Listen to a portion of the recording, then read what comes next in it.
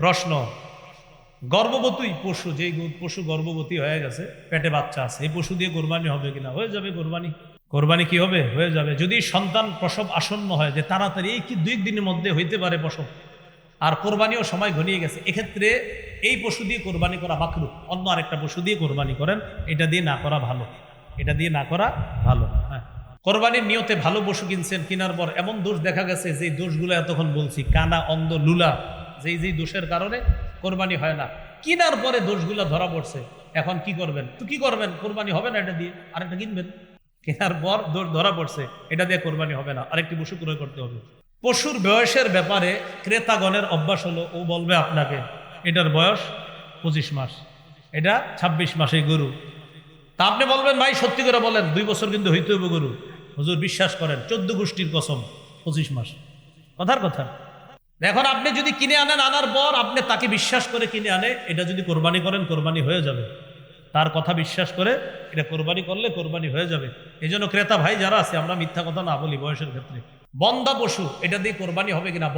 বন্ধা পশু, হ্যাঁ, বন্ধা পশু দিয়েও কোরবানি হয়ে যাবে। কোরবানির পশু জবাই করা উত্তম কে? যার পশু সে জবাই করা উত্তম। যিনি পশু কোরবানি করবে, যার পশু তিনি জবাই করা উত্তম। জবাইয়ে একাধিক ব্যক্তি যদি শরীক হয়, সেক্ষেত্রে বিসমিল্লাহ কি উভয় বলতে হবে? জি, দুইজনেই বিসমিল্লাহ বলতে হবে। বিসমিল্লাহি আল্লাহু আকবার উভয় বলতে হবে। প্রিয় কসাই সাহেব যারা থাকবে, এদেরকে বলবেন, এরা পরে ছুরি নিয়ে আবার চালায়। মালিক যারা থাকবেন বলবেন, এই বিসমিল্লাহ আল্লাহু আকবার বলো, এটা বলাবেন। অনেক সময় দেখবেন বলে না। কোরবানির পশুর খাল, চামড়া ইত্যাদি ছিলানো শুরু করা কখন উত্তম? পশু পুরাপুরি নিস্তেজ হওয়ার পরে এই পশুর খাল, চামড়া ইত্যাদি এটা করা উত্তম। অনেক ক্ষেত্রে দেখা যায় এখনো নিস্তেজ হয় না, বাস শুরু করে দিছে, অলরেডি শুরু করে দিছে। এটা নিস্তেজ হবে, হ্যাঁ, নিস্তেজ হওয়ার আগেও যদি কেউ করে মাকরুহ হয়ে যাবে, নাজায়েজের কিছু না, মাকরুহ হবে, কিন্তু নিস্তেজ হওয়া পর্যন্ত অপেক্ষা। প্রিয় ভাইয়ারা, আমার কথা হলো, যেহেতু আল্লাহরে খুশি করার জন্য কোরবানি করব, এই আমলে কোনো মাকরু কাজও আমরা করব না ইনশাআল্লাহ। আল্লাহরে খুশি করবো কেন? আমি জেনে শুনে মাকরু করবো। এই জন্য কসাইকে বলবো, ভাই একটু পরে শুরু করেন।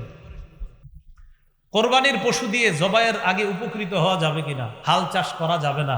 কেউ যদি করে থাকে, দেশ গ্রামে বলে দিবেন, যে পরিমাণ হাল চাষ করছো, এই পরিমাণ হাল চাষ করলে কত টাকা পারিশ্রমিক আসে, এই পরিমাণ টাকা সৎকা করে দিবেন। হাল চাষ করা যাবে না, যদি করে থাকে সৎকা করে দিতে হবে এই পরিমাণ। হাল চাষ এটা না করা, এগুলা করা যাবে না। কোরবানির পশুর দুধ, এই দুধ পান করা যাবে না। পশুর ওলানে এত পরিমাণ দুধ, যে পরিমাণ দুধের কারণে পশুর যদি কষ্ট না হয়, তাহলে দুধ দহন না করা। কোরবানির পশুর ওলানে দুধ যদি দহন না করলে কষ্ট না হয় পশুর, যে এটাকে আমি যদি দহন না করি সমস্যা হবে না, তাহলে আপনি ঠান্ডা পানি ওলানের মধ্যে ছিটিয়ে দিবেন, ঠান্ডা পানি ওলানে ছিটিয়ে দিবেন, এক্ষেত্রে তার কষ্ট কম হবে। সেক্ষেত্রে আপনি দহন না করে এভাবে রাখা উত্তম। এরপরেও যদি কেউ দহন করেন, দহন করলে দুধ আপনি খাবেন না, আপনি মালিক, আপনি খাবেন না। ঘটনাচক্রে আপনি আধা কেজি দহন করছেন, দহন করার পর 1 গ্লাস খেয়ে ফেলছেন। খাওয়ার পর গাজীপুর আপনার 27 মাদ্রাসার মোতায়েম সাহেবের কাছে গিয়ে জিজ্ঞাসা করছেন, হুজুর আমি তো 1 গ্লাস দুধ খেয়ে ফেলছি, আমি তো মাসালা জানতাম না, মানুষে বলা বলি করতেছে দুধ খাওয়া নাকি ঠিক হয় নাই। তখন হুজুর আপনাকে বলবে, 1 গ্লাস পরিমাণ দুধের মূল্য যত হয় এই টাকাটা আপনি সৎকা করে নেন।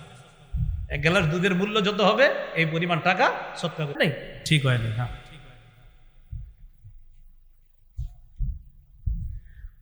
শরিক কয়েকজন মিলে কোরবানি করলে কোন শরিকের যদি মৃত্যু হয়, সেক্ষেত্রে কি করণীয়? মন দিয়ে বুঝেন। 3 জন কোরবানি করবে, 50, 50, 50, কত হলো? 1.5 লাখ। একজন শরিক মারা গেছে, তাহলে কয় হাজারওয়ালা শরিক মারা গেছে? 50,000। ওয়ারিশরা যদি বলে কোনো সমস্যা নেই, কোরবানি করেন, ওয়ারিশরা যদি বলে সমস্যা নেই, কোরবানি করেন, তো করে ফেলবে, সমস্যা নেই। কিন্তু ওয়ারিশরা যদি বলে না, আব্বার 50,000 টাকা আমরা দিতে চাইতেছি না, এক্ষেত্রে ওয়ারিশদেরকে টাকাটা দিতে হবে, কারণ এখন আর টাকার মালিক যে মারা গেছে সে না, ওয়ারিশরা, তাই তাদের টাকাটা তাদেরকে দিয়ে দিতে হবে। এক্ষেত্রে নতুন আরেকজনকে শরিক বানাইতে পারবেন, এটা সুন্দর কথা। আরেকজনে বলবেন 50,000 টাকা দিয়ে শরিক হও, ওই টাকাটা নিয়ে ওয়ারিশদেরকে দিয়ে দিলে তো হয়ে যাবে। তাহলে প্রথম কথা, ওয়ারিশরা যদি অনুমতি দেয় করেন, করে ফেলবেন। অনুমতি যদি না দেয় করা যাবে না, 50,000 টাকা ফিরিয়ে দিতে হবে।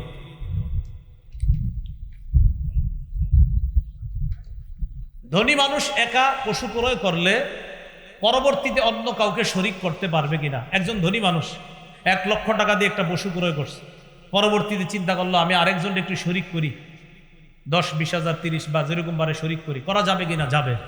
যেই পরিমাণ টাকা দিয়ে শরিক করবেন ওই পরিমাণ টাকা আপনি না খায়া দান করে দিন। হ্যাঁ, বাকি খাইতে পারবেন, পারা যাবে। কারণ 1 লক্ষ টাকা দিয়ে কিনছে, তো একজনে শরিক করছে, যেই পরিমাণ টাকায় শরিক করছেন ওই টাকাটা আপনি নিতে পারবেন, সমস্যা নাই। তো ফুকাহায়ে কেরাম বলে এটা আপনি না নিয়ে এটা দান করে দেন, দান করে দেওয়া ভালো, বাকি নিতে পারবেন। মৃত ব্যক্তির পক্ষ থেকে কোরবানি করা জায়েজ আছে কিনা? জায়েজ আছে। কোরবানির গোশত 3 দিনের বেশি জমিয়ে রাখা যাবে কিনা? জায়েজ আছে। 3 দিনের বেশি জমিয়ে রাখা জায়েজ আছে। কোরবানির পশুর গোশত 3 দিনের বেশি জমিয়ে রাখা জায়েজ আছে। কোরবানির গোশতের 1/3 গরিব মিসকিনকে, 1/3 আত্মীয় স্বজনদেরকে, আর 1/3 নিজে রাখা, এটা কি ওয়াজিব না উত্তম? এটা উত্তম। বলেন এটা কি? 1/3 গরিবকে দেওয়া উত্তম, 1/3 আত্মীয় স্বজনকে দেওয়া উত্তম। এটা ওয়াজিব না, এটা উত্তম। কেউ যদি না দেয় তাকে নিন্দা তিরস্কার করা যাবে না। বাকি এক্ষেত্রে আপনাদের উদ্দেশ্যে পরামর্শ হলো কৃপণতা না করে দিয়েন। কেউ যদি না দেয় তাকে তিরস্কার করা যাবে না। তো আমিও তিরস্কার করছি না, বাকি শুধু এটুকু বলছি কৃপণতা না করে গরিবদেরকে দিয়েন, আত্মীয় স্বজনদের কাছেও পাঠায়েন। যদি না পাঠান আপনাকে তিরস্কার করা হবে না। বাকি বলছি আপনি একটু কৃপণতা না করে দিয়েন, আল্লাহ তৌফিক দান করেন। কোরবানির গোশত কখন খাওয়া উত্তম? কোরবানির দিন 10ই জিলহজ যিনি কোরবানি দিবে তিনি সর্বপ্রথম কোরবানির গোশত দিয়ে শুরু করা উত্তম। কোরবানির দিন 10ই জিলহজ যিনি কোরবানি দিবে ওই দিন সর্বপ্রথম কোরবানির গোশত দিয়ে তার খাবার খাওয়াটা উত্তম। এই সুযোগ সুবিধা 11 তারিখ 12 তারিখের জন্য না, এটা শুধু 10 তারিখের জন্য। আবার বলছি, কোরবানি তো 11 তারিখেও হয়, 12 তারিখেও হয়। কেউ যদি 12 তারিখে দেয় সে প্রথম গোশত খাবে, এই সুন্নত না, এটা না। এই সুন্নত শুধু 10 তারিখে। 10 তারিখে প্রথম যে কোরবানি করবে সে প্রথম গোশত খাবে, এটা হলো 10 তারিখের সুন্নত, 11 বা 12 তারিখের সুন্নত নয়।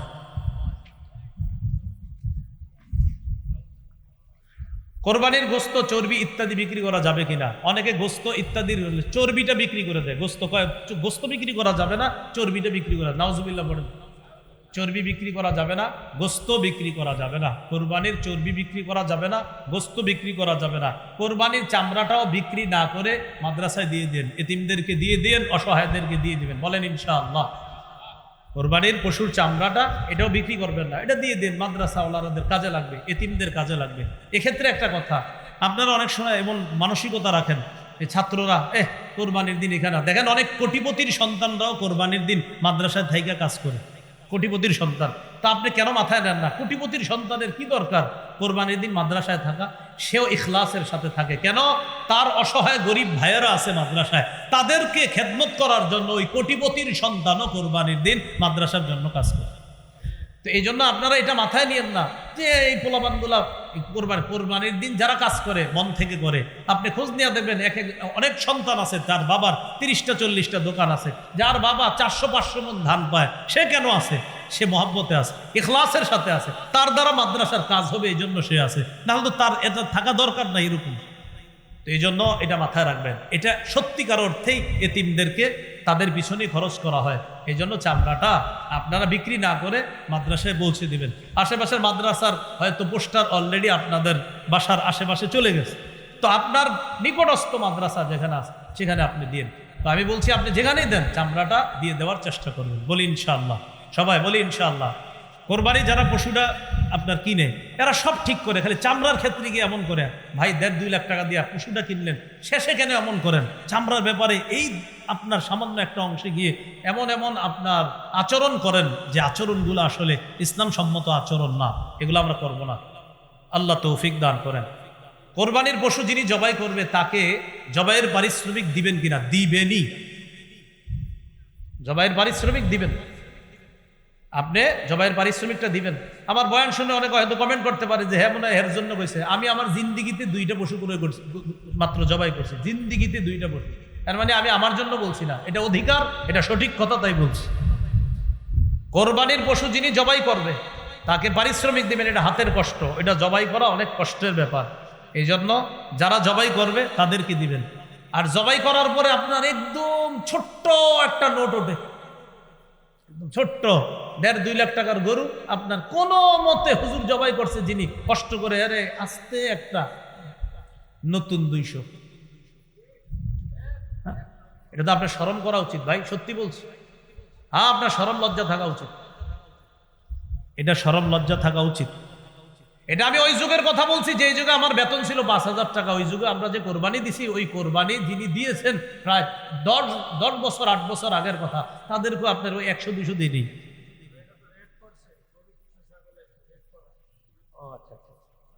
সেটা আমি জানি না।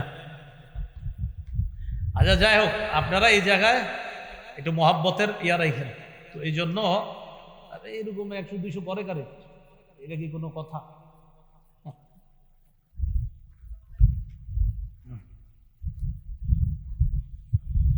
এক পশু অন্য পশুর সামনে জবাই করা এটা ঠিক না। এক পশু অন্য পশুর সামনে জবাই করা ঠিক না। আচ্ছা ভাই, এই আগের কথা নিয়ে আপনারা কেউ বিভ্রান্তিতে যাবেন না। আপনাদের এলাকার যে নিয়ম, ওই নিয়মে আলেমদের সাথে পরামর্শ করে করবেন, তো ঝগড়ার নিকটবর্তী যেন কেউ না হয়। যে উনি কি বলে গেলো, আমি আমারটা বলে গেছি না, আপনি কি এই জন্য বলে গেছি দিকে আপনি ঝগড়া করবেন এলাকায়? না, ঝগড়া করেন না। আমি সঠিক কথা বললাম, আপনি একটু ভাববেন। 1.5 লাখ 2 লাখ টাকার একটা পশু একজন জবাই করতেছে, হাতের কামাই, হাতের কষ্ট করে। সেক্ষেত্রে আসলে আপনার কি করা উচিত, এটা আপনি নিজেই চিন্তা ভাবনা করবেন। কোরবানির গোশত বিধর্মীদেরকে দেওয়া যাবে কিনা, যেমন হিন্দু অন্যান্য ধর্মাবলম্বী যারা আছে, হ্যাঁ তাদেরকে দেওয়া যাবে, এটা ইসলামের সৌন্দর্য। সুবহানাল্লাহ। বিধর্মী অন্যান্য ধর্মাবলম্বী যারা আছে অসহায়, তাদেরকে অবশ্যই দেওয়া যাবে, কোনো সমস্যা নেই। অন্যের উপর ওয়াজিব কোরবানি যদি অন্য কেউ দিতে চায়, 2 ভাই, বড় ভাইয়ের উপর কোরবানি ওয়াজিব, ছোট ভাই পণ্ডিতি করে নামাজের পরপর গিয়া গরু জবাই করে ফেলছে। বড় ভাই করে, তুই কি করলি কাজ, আমি এখন আইসা সারতে পারলাম না, তুই জবাই করে ফেললি কেন ভাইজান, আপনার অনুমতি নাই? বেটা আমার পশুটা একটু আমার দেখতে মন চাইছে না। না, সাবধান, অনুমতি ছাড়া যদি করে ফেলেন আর তার যদি সত্যি মন থেকে সায় না থাকে, কোরবানি হবে না, কোরবানি হবে না। যার উপর ওয়াজিব তার যদি মন থেকে সায় না থাকে, তার যদি অনুমতি না থাকে, কোরবানি হবে না। তো এই বিষয়টা একটু সতর্ক থাকা। এদের নামাজ পড়ে আইসাই গরুটা ফালাই দিয়েই জবাই করে ফেললেন, যিনি মালিক তার অনুমতি আছে কিনা বিষয়টা মাথায় রাখা। কিভাবে কোরবানি করা একটু আমার সাথে বলেন। একজনের পক্ষ থেকে বলেন, 2 জনের পক্ষ থেকে, 3 জনের পক্ষ থেকে, আব্দুর রহমানের পক্ষ থেকে, আব্দুর রহিমের পক্ষ থেকে, জামিলা খাতুনের পক্ষ থেকে, আয়েশা খাদিজার পক্ষ থেকে, আল্লাহর নামে জবাই করলাম। কার নামে জবাই? কার পক্ষ থেকে? বান্দার। বলেন কার নামে জবাই? আল্লাহর। বলেন কার নামে জবাই? কার পক্ষ থেকে? বান্দার। বলেন কার নামে জবাই? কার পক্ষ থেকে? এই কথাটা মাথায় রাখবেন। আমরা ইনশাল্লাহ এই বিষয়টা গুরুত্ব সহকারে মাথায় নিব। কোরবানি দাতার জন্য নিজের কোরবানির গোশত খাওয়া কি মুস্তাহাব? কোরবানি দাতার জন্য নিজের গোশত খাওয়া, অনেকের গরুর গোশত সমস্যা আছে, খায়েন, কোরবানির গোশত একটু হইলেও খায়েন, এটা মুস্তাহাব, এই আমলটা করা চাই, এটা সমস্যা নেই, করা যাবে। হাজী সাহেব যারা আছে আপনাদের আত্মীয় স্বজন, তাদের কি মাসালা? এই বিষয়টা ওলামা হজরত হয়তো আলোচনা করে থাকে, এই বিষয়টা একটু গুরুত্বপূর্ণ বিষয়। ওখানে যেটাতে একটা দমের শরিক, আপনার ওখানে দমের শুকর, ওখানে যেটা করে এটা দমের শুকর। হাজী সাহেব যদি মুসাফির না হয়, যিনি হজ করতে গেছে উনি যদি মুসাফির না হয়, ওনার উপর কোরবানি ওয়াজিব। উনি সেটা কি সৌদি আরব দিবে না বাংলাদেশে দিবে, এটা তিনি জানেন। মুসাফির যদি হয় তো ওনার উপর কোরবানি ওয়াজিব না। মাথায় রাখবেন, হাজী সাহেব ওখানে যেটা করতেছে এটা দমে শুকর, ওটা করা লাগবে, এটা হজের অংশ। ওখানে যেটা জবাই করে এটা হজের অংশ। এবার আসেন কোরবানির বিষয় কি? কোরবানির বিষয় হলো হাজী সাহেব যদি মুসাফির না হয় তার উপর কোরবানি ওয়াজিব। সেটা সৌদি আরব যদি দিতে চায় তিনি দিতে পারবে, বাংলাদেশে দিতে চাইলে দিতে পারবে। আর যদি তিনি মুসাফির হয় তাহলে তার উপর কোরবানি ওয়াজিব না। এজন্য মুআল্লিম যারা থাকে তারা জানে আমার হাজিরা কি মুসাফির না মুকিম, ওরা ভালো বলতে পারবে। যদি হাজিরা মুকিম হয় তো কিন্তু কোরবানি লাগবে। এই বিষয়টা ওলামা হজরত অনেকে আছেন, এখানে একটু গুরুত্ব সহকারে আলোচনার অনুরোধ রাখছি। এই বিষয়টা অনেকে জানে না। হাজী সাহেব ওনারা মনে করে ওখানে গিয়ে যেটা জবাই করছে ব্যাস হয়ে তো গেছে কোরবানি, এটা অনেকে মনে করে আর কি। আল্লাহ আমাদেরকে বুঝার তৌফিক দান করেন। রাসূলুল্লাহ সাল্লাল্লাহু আলাইহি সাল্লামের পক্ষ থেকে কোরবানি দেওয়া কি উত্তম, বরং এটা সৌভাগ্যের বিষয়, এটা উত্তম, এটা দ্বারা কোরবানি করা এটা উত্তম কাজ। যে যদি করে কোনো সমস্যা নাই, করতে পারবে। কোরবানির চামড়া কোরবানি দাতা নিজেও ব্যবহার করতে পারবে, তবে অন্য কেউ যদি ব্যবহার আপনার অন্য কারো কাছে দিয়ে দেয় সেটা উত্তম। যেটা বললাম, ওই যে চামড়াটা আপনি দিয়ে দিবেন, কোনো এতিম অসহায় তাদেরকে দিয়ে দিবেন। কোরবানির গোশত বিক্রি করা যাবে কিনা, যিনি কোরবানি দিবে তিনি বিক্রি করাতে পারবেন না। এতিম অসহায় দরিদ্র যারা আছে তারা আপনার, তো এটা হলো যারা এতিম অসহায় আছে আপনার, তাদেরকে দেওয়ার পরে তারা যদি বিক্রি করে সেটা ভিন্ন কথা, কিন্তু যিনি কোরবানি দিবে তিনি তার কোরবানির গোশত বিক্রি করতে পারবে না। সমাজের গোশত আছে না একটা, এটা কি এদিকেও আছে? সমাজের গোশত একজন লেখছে, তার মানে মনে আছে।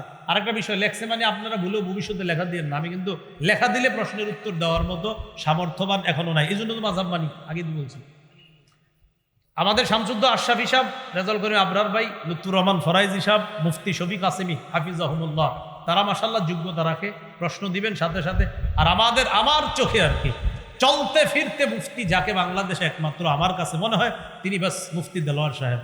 হজরতরে যেখানে যা জিজ্ঞাসা করবেন আল্লাহ পাক জানে। আমি চিন্তা করি এই মনে হয় হুজুর মনে হয় এটা দিবে না, না সাথে সাথে আস্তে আস্তে একের পর এক বলতেছে অবাক হয়ে তাকায় থাকার মতো ফতুয়া স্বামী উনি কমে পড়ছে, সব সুন্দরভাবে বলতেছে, এটা অমুক জায়গায় আছে, এটা অমুক জায়গায় আছে, বলে দিচ্ছে হুজুর একদম অদ্বিতীয়। আমি নাউজুবিল্লাহ অন্যদেরকে ছোট করছি না, মানে আমার কাছে হুজুরের অদ্বিতীয় মনে হয়, বিশেষ করে সরাসরি প্রশ্নের উত্তরের ক্ষেত্রে আমাদের মুফতি দেলোয়ার সাহেব, হযরতের হায়াত আল্লাহ বরকত দান করে। তো যাই হোক, কোরবানির গোশত আপনার সমাজে না, সমাজে দেওয়া বাধ্য না, এটা বাধ্য না।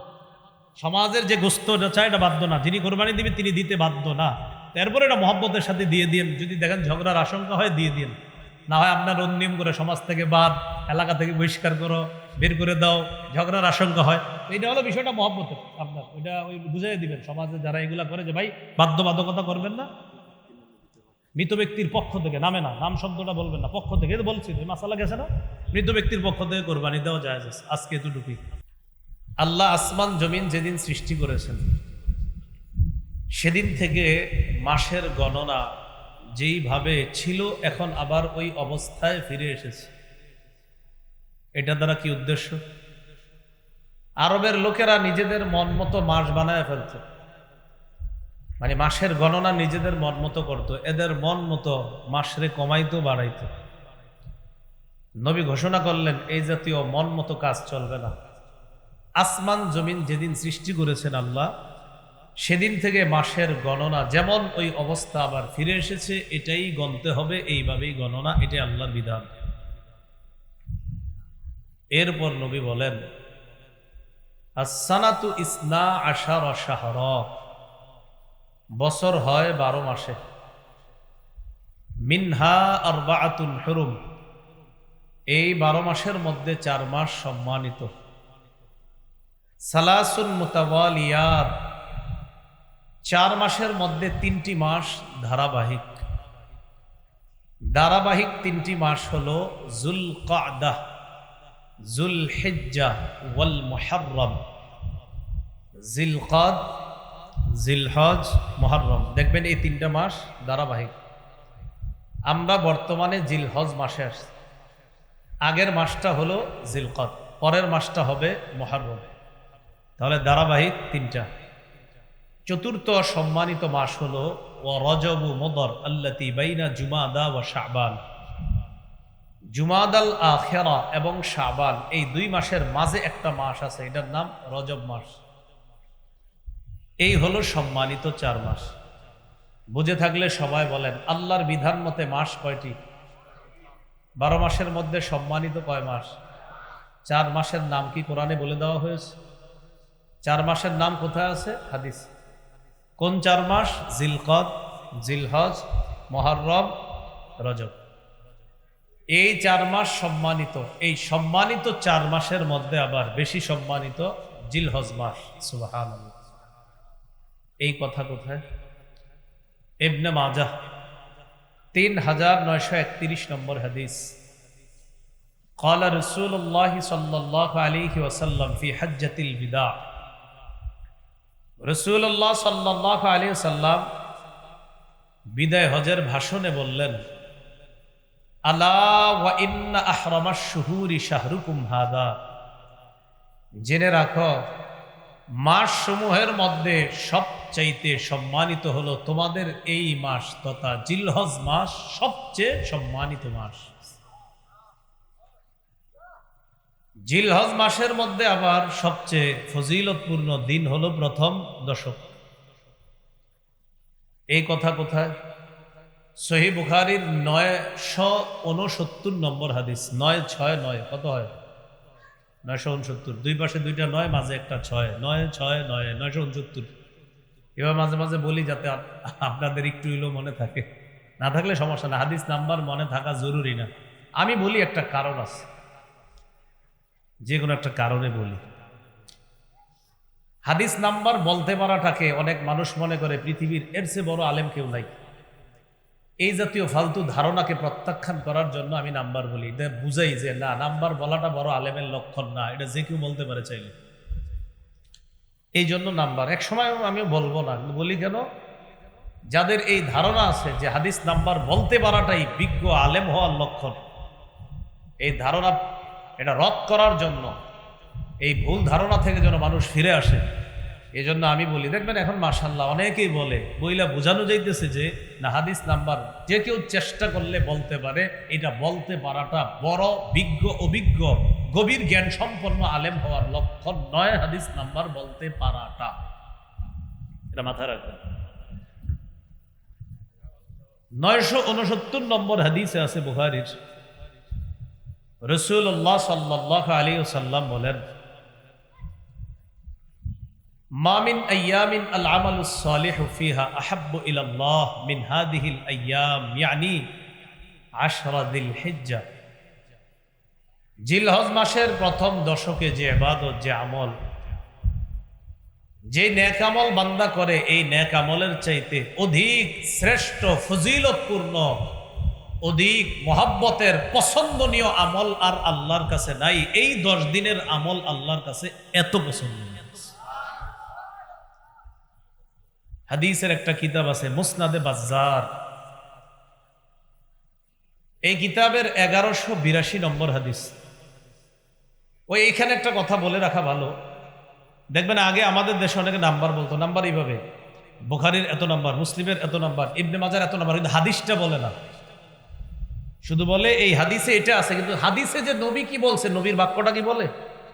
এই যে যেমন রাসূলুল্লাহ সাল্লাল্লাহু আলাইহি সাল্লাম বলেছেন, মা মিন আইয়ামিন আল আমালুস সালিহু ফিহা আহাব্বু ইলাল্লাহ, এই বাক্যগুলা নবীর বাক্য, নবীর বাক্য বলে না।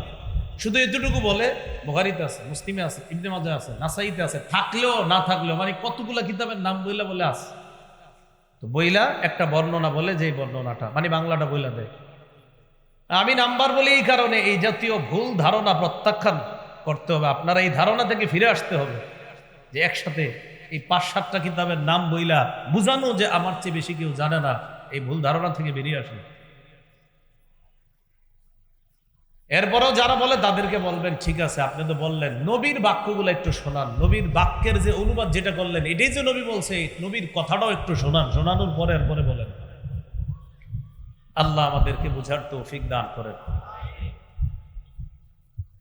তো রাসূলুল্লাহ সাল্লাল্লাহু আলাইহি সাল্লাম বলেন, মুসনাদে বাজ্জারের 1182 নম্বর হাদিস, এই হাদিসে আছে রাসূলুল্লাহ সাল্লাল্লাহু আলাইহি সাল্লাম বলেন, আফজালু আইয়ামিদ দুনিয়া আইয়ামুল আশর, দুনিয়ার সবচাইতে ফজিলতপূর্ণ দিন হলো আইয়ামুল আশর, আশরি যিলহিজ্জা, জিলহজের প্রথম 10 দিন সবচেয়ে ফজিলতপূর্ণ দিন।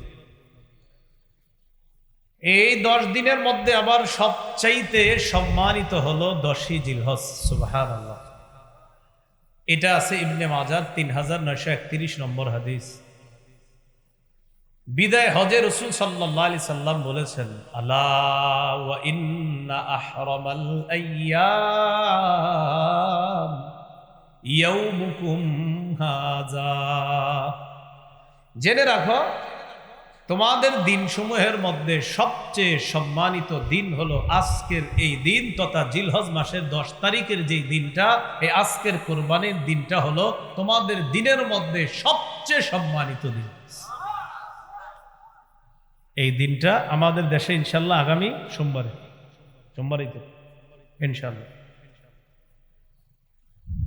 এটা হলো কোরবানির দিন। কোরবানি এটা আল্লাহর নিদর্শন, কোরবানি আল্লাহর নিদর্শন। সূরা হজের 32 নম্বর আয়াতে আল্লাহ বলেন, ওয়ামাই ইউআযযিম শাআইরাল্লাহ,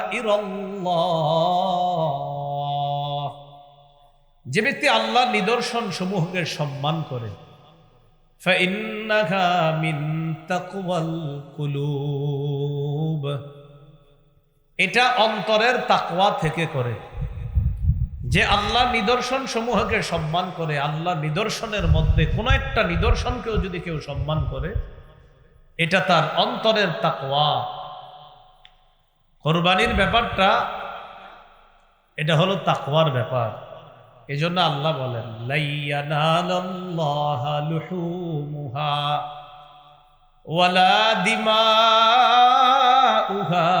ওয়ালাকি ইয়ানালুহুত তাকওয়া মিনকুম। কোরবানির পশুর গোশত আল্লাহর কাছে পৌঁছে না, রক্ত আল্লাহর কাছে পৌঁছে না, তোমাদের তাকওয়া আল্লাহর কাছে পৌঁছে। গোশত পৌঁছে না, রক্ত পৌঁছে না, তাকওয়া আল্লাহর কাছে পৌঁছে। কোরবানি আল্লাহর নৈকট্য অর্জন করার একটা মাধ্যম। এই জন্য আমরা কোরবানি করি শুধু আল্লাহকে খুশি করার জন্য। সূরা আনআমের 163 নম্বর আয়াতে আল্লাহ বলেন, ইন্না সালাতি ওয়া নুসুকি ওয়া মাহইয়ায়া ওয়া মামাতি লিল্লাহি রাব্বিল আলামিন। আমার নামাজ, আমার কোরবানি, আমার জীবন, আমার মরণ বিশ্ব জগতের রব আল্লাহর জন্য। এই হলো কোরবানি, আল্লাহর নৈকট্য অর্জনের উপায়, মাধ্যম। তাই কোরবানি করবো একমাত্র আল্লাহকে খুশি করার জন্য। কোরবানির মাধ্যমে ইব্রাহিম আলাইহিস সালাতু ওয়াস সালামের একটা সুন্নত জিন্দা হয়। ইব্রাহিম নবীর মাধ্যমে এই পদ্ধতি আল্লাহ পৃথিবীতে চালু করেছেন। সূরা আস-সাফফাতের 107 নম্বর আয়াত, সন্তান ইসমাইলকে যখন ছুরি চালাবে, আল্লাহ জানায়া দিলেন পরীক্ষা আপনি পাশ করেছেন। কদ সাদ্দাকতা রুইয়া, স্বপ্ন সত্যে পরিণত করেছেন। যে স্বপ্ন দেখছেন সন্তানের গলায় ছুরি চালান, এই স্বপ্ন আপনি সত্যে রূপান্তরিত করেছেন, স্বপ্ন সত্যায়ন করেছেন। ইন্না কাযালিকা নাজিজিল মুহসিনিন, নেককারদেরকে আমি এভাবেই প্রতিদান দিয়ে থাকি। ইন্না হাযা লাহুয়াল বালাউল মুবিন, এটা ছিল স্পষ্ট একটা পরীক্ষা। এই পরীক্ষায় আপনি পরিপূর্ণ পাস করছেন। আর এই পরীক্ষায় আপনাকে সফলতা দান করেছি। মানুষের পরিবর্তে পশু কোরবানি করা আমি আল্লাহকে খুশি করার জন্য এই বিধান আপনার মাধ্যমে সারা পৃথিবীর মুসলমানের জন্য আমি আল্লাহ প্রতিষ্ঠিত করে দিলাম। এই কথাটাই আল্লাহ বলেন, ওয়াফাদাইনাহু বিযিবহিন আযীম, আমি বিরাট এক প্রাণীর বিনিময়ে তাকে মুক্ত করলাম। ইব্রাহিম নবীকে মুক্ত করলাম বিরাট এক প্রাণীর বিনিময়ে। ইব্রাহিম নবীকে সন্তান জবাই থেকে মুক্ত করলাম, ইসমাইলকে জবাই হওয়া থেকেও মুক্ত করে দিলাম। পশু কোরবানির বিধান আমি আল্লাহ চালু করে দিলাম। ইব্রাহিম নবীর সুন্নত। আরেকটা দলিল হাদিস থেকে নেন, ইবনে মাজাহ 3117 নম্বর হাদিস। হাদিসের বর্ণনাকারী যায়েদ ইবনে আরকাম, 3127 নম্বর হাদিস ইবনে মাজাহ। হাদিসের বর্ণনাকারী যায়েদ ইবনে আরকাম রাদিয়াল্লাহু তাআলা। এই হাদিসের মধ্যে আসছে, ক্বালা আসহাবু রাসূলিল্লাহি সাল্লাল্লাহু আলাইহি ওয়াসাল্লাম, মা হাদিহিল আদাহি ইয়া রাসূলুল্লাহ। এই যে কোরবানি, এটা কি জিনিস? এই কোরবানি জিনিসটা কি? ওগো আল্লাহ নবী, আপনার কাছে জানতে চাই। ক্বালা সুন্নাতু আবিকুম ইব্রাহিম আলাইহিস সালাতু ওয়াস সালাম। রাসূলুল্লাহ সাল্লাল্লাহু আলাইহি সাল্লাম জবাব দিলেন, এটা তোমাদের পিতা ইব্রাহিম আলাইহিস সালাতু ওয়াস সালামের সুন্নাত। সাহাবায়ে কেরাম প্রশ্ন করলেন, ফামা লানা ইয়া রাসূলুল্লাহ, হুজুর এই সুন্নত প্রতিষ্ঠিত করলে আমাদের কি লাভ, আমরা কি পাবো? রাসূলুল্লাহ সাল্লাল্লাহু আলাইহি সাল্লাম বললেন, বিকুল্লি শাআরাতিন হাসানা, প্রতিটা পশমের বিনিময়ে নেকি পাওয়া যাবে। সাহাবীগণ বললেন, ফামাসসুফু ইয়া রাসূলুল্লাহ, হুজুর এমন প্রাণী যদি হয় যে প্রাণী পশমওয়ালা প্রাণী, মানে অন্য প্রাণীরও পশম থাকে, কিন্তু কিছু প্রাণী আছে ওদের পশমই খুব বেশি, ওদের পশমই খুব বেশি, এই বেশি পশমওয়ালা প্রাণী জবাই করলেও কি এই বেশি পশম যেই পরিমাণ সওয়াব দেওয়া হবে? নবীজি বললেন, বিকুল্লি শাআরাতিন মিনাস সুফি হাসানা, পশমওয়ালা প্রাণী জবাই করলেও প্রতিটা পশমের বিনিময়ে নেকি, সওয়াব দেওয়া হবে, নেকি দেওয়া হবে। তো ইব্রাহিম আলাইহিস সালাতু ওয়াস সালামের এটা সুন্নত। কোরবানি করব আমরা আল্লাহর শুকরিয়া আদায় করার জন্য। বলেন আলহামদুলিল্লাহ। এই কোরবানি আদায় করার পরেও পড়বো আমরা আলহামদুলিল্লাহ। সূরা হজের 36 নম্বর আয়াতে আল্লাহ বলেন, ওয়াল বুদনা জাআলনাহা লাকুম মিন শাআইরিল্লাহ,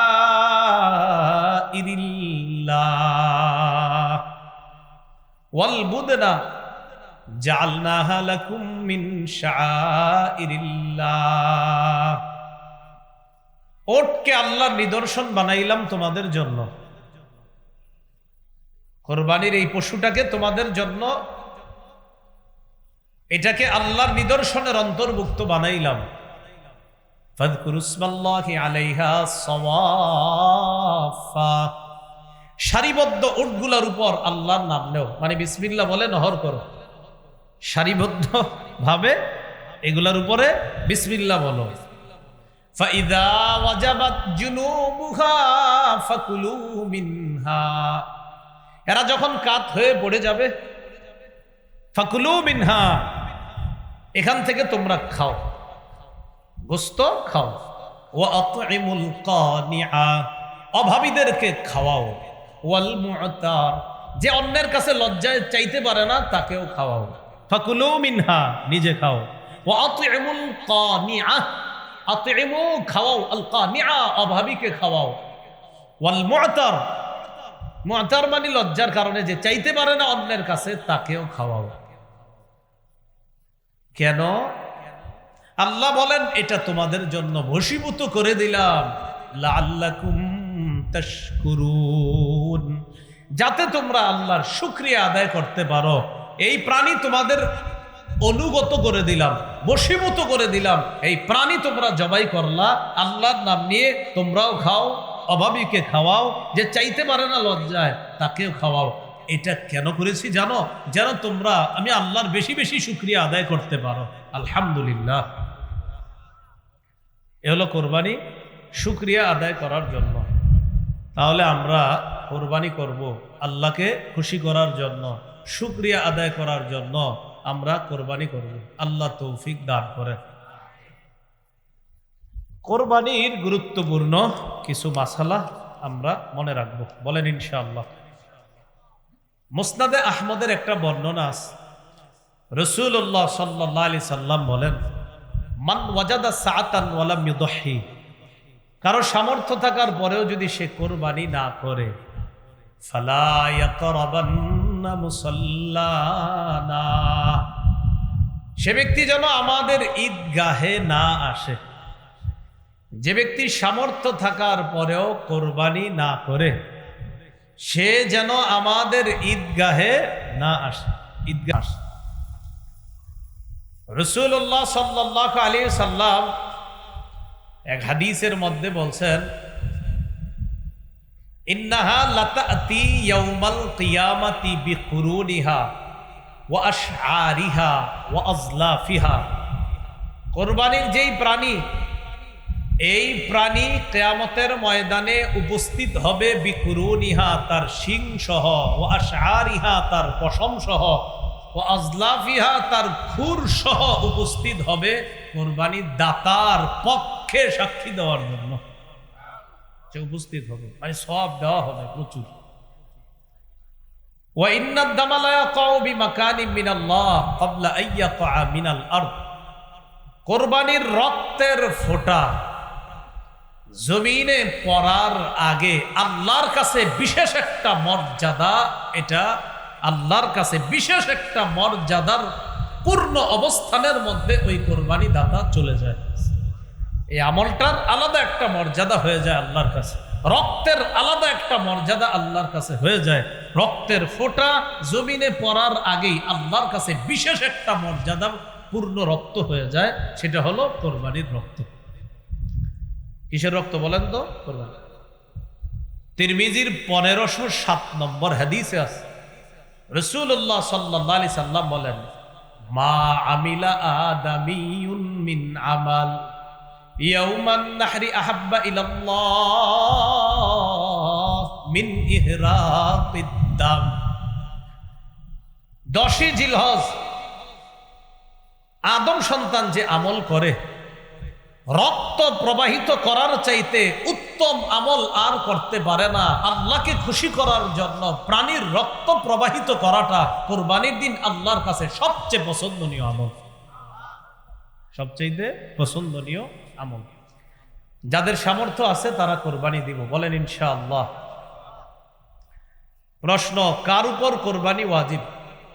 সুস্থ মস্তিষ্ক সম্পন্ন বালেগ মুসলমান যার কাছে 7.5 ভরি স্বর্ণ, 52.5 তোলা রূপার সমপরিমাণ টাকা 10, 11, 12 জিলহজ সূর্যাস্ত পর্যন্ত যদি কারো কাছে 7.5 ভরি স্বর্ণ অথবা 52.5 তোলা রূপার সমপরিমাণ অর্থ থাকে, তার উপর কোরবানি ওয়াজিব। সুস্থ মস্তিষ্ক সম্পন্ন বালেগ যার কাছে 10ই জিলহজ, 11ই জিলহজ, 12ই জিলহজ সূর্যাস্তের আগ পর্যন্ত জাকাত ফরজ হয়, যেই পরিমাণ সম্পত্তি থাকলে ওই পরিমাণ সম্পত্তি যদি 10, 11, 12ই জিলহজ সূর্যাস্ত পর্যন্ত থাকে, তার উপর কোরবানি ওয়াজিব। পার্থক্য, জাকাত ফরজ হয় 1 বছর অতিবাহিত হইতে হয়, আর কোরবানি ওয়াজিব হয় মাত্র 3 দিন থাকলে। বুঝে আসছে না? এটাই পার্থক্য। আল্লাহ, নেসাবের মেয়াদ, নেসাবের মেয়াদ এটা বলে ফেলছি। প্রশ্ন, নেসাবের মেয়াদ কতদিন? এটা বলে ফেলছি। নেসাবের মেয়াদ ওই যে 3 দিন, 10, 11, 12। মানে কি নেসাব? কোরবানির নেসাব। আর জাকাতের নেসাব তো আপনার 1 বছর অতিবাহিত হবে এরপর। তো এটার নেসাব মাত্র 3 দিন, 10, 11, 12। প্রশ্ন, কোরবানি মোট কতদিন করা যাবে? 10, 11, 12 সূর্যাস্ত পর্যন্ত, 10, 11, 12 জিলহজ সূর্যাস্ত পর্যন্ত কোরবানি করা যাবে। প্রশ্ন, নাবালেগ শিশু কিশোর তদ্রুপ যে সুস্থ মস্তিষ্ক সম্পন্ন নয়, সে যদি নেসাবের মালিক হয়, তার উপর কি কোরবানি ওয়াজিব? না, তার উপর কোরবানি ওয়াজিব না। নাবালেগের নেসাব পরিমাণ মালাস, কোরবানি ওয়াজিব না। সুস্থ মস্তিষ্ক সম্পন্ন নয় এক ব্যক্তি, তার নেসাব পরিমাণ মালাস, তার উপর কোরবানি ওয়াজিব না। প্রশ্ন, যে ব্যক্তি কোরবানির দিনগুলোতে মুসাফির থাকবে, তার উপর কি কোরবানি ওয়াজিব? 48 মাইল অথবা 78 কিলোমিটার, 48 মাইল অথবা 78 কিলোমিটার এই পরিমাণ দূরত্বে যাওয়ার নিয়ত করে কেউ মুসাফির হয়েছে আপনার, এই মুসাফিরের উপর কোরবানি ওয়াজিব নয়। কোরবানির দিনগুলোতে উনি যদি মুসাফির থাকে, তার উপর কোরবানি ওয়াজিব নয়।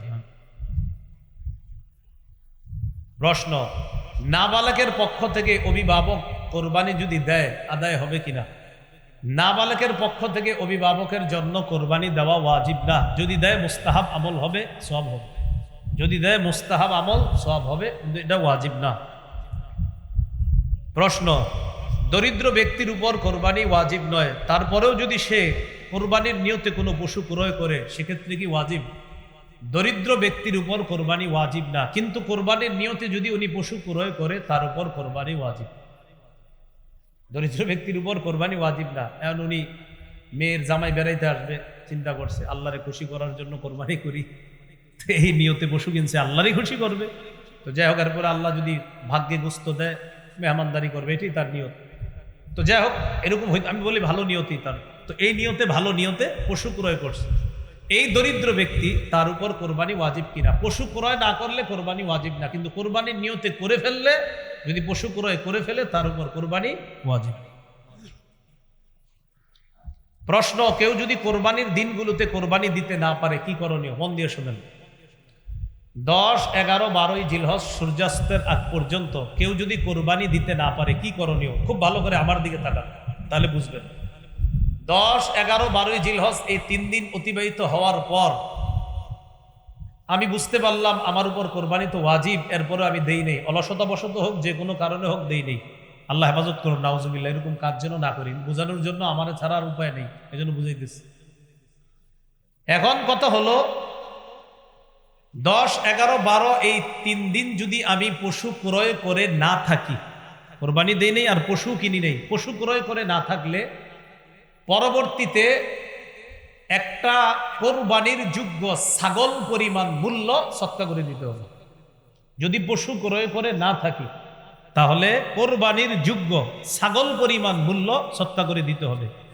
আর যদি পশু ক্রয় করে থাকি কিন্তু অলসতা বশত বা কোনো কারণে এই 3 দিন কোরবানি করি নাই, তাহলে ওই পশুটাই সৎকা করে দিতে হবে। সেটা ওট হোক, গরু হোক, ছাগল হোক, যা হোক। ভাই একটু বুঝে আসছে সবার? এবার বুঝেন। ঘটনাচক্রে 13 তারিখ আমি জবাই করে ফেলছি, 13 তারিখ জবাই করে ফেলছি। ওয়াজিব ছিল কবে? 10, 11, 12, এখন 13 তারিখ জবাই করছি। যদি জবাই করে থাকি তাহলে ওই গোস্তটা সৎকা করে দিতে হবে। জবাই করা ঠিক হয় নাই আমার, কিন্তু জবাই করে ফেললে গোস্তটা সৎকা করে দিতে হবে। এই মাসালাটা কি সবাই বুঝছেন? এই দিক থেকে জি বলে নাই। আমি আবার বলছি, আব্দুর রহমান নামে একজন, তার উপর কোরবানি ওয়াজিব, 10, 11, 12 এই 3 দিন কোরবানি দেয় নেই। এখন যদি সে পশু ক্রয় করে না থাকে তাহলে পরবর্তীতে কোরবানির যোগ্য একটা ছাগল পরিমাণ মূল্য সৎকা করে দিতে হবে। আর যদি পশু ক্রয় করে থাকে তো ওই পশুটাকেই সৎকা করে দিতে হবে। আর যদি সে মাসালা না জানার কারণে ওই পশু জবাই করে থাকে তাহলে পশুর ওই যে গোস্ত আছে যেগুলা, এগুলো আপনার কি করে দিতে হবে? সৎকা করে দিতে হবে। প্রশ্ন, প্রথম দিন থেকে কোরবানি করা কখন থেকে উত্তম? বাস ঈদের নামাজের পর থেকে। আগে আগে ঈদের নামাজ পড়বেন, আগে আগে ঈদের নামাজ পড়ে আগে আগে কোরবানি করবেন, এটাই উত্তম। ফজরের পরে কোরবানির ঈদের নামাজ বেশি বিলম্ব না করা। এত বিলম্ব করে আমাদের দেশ।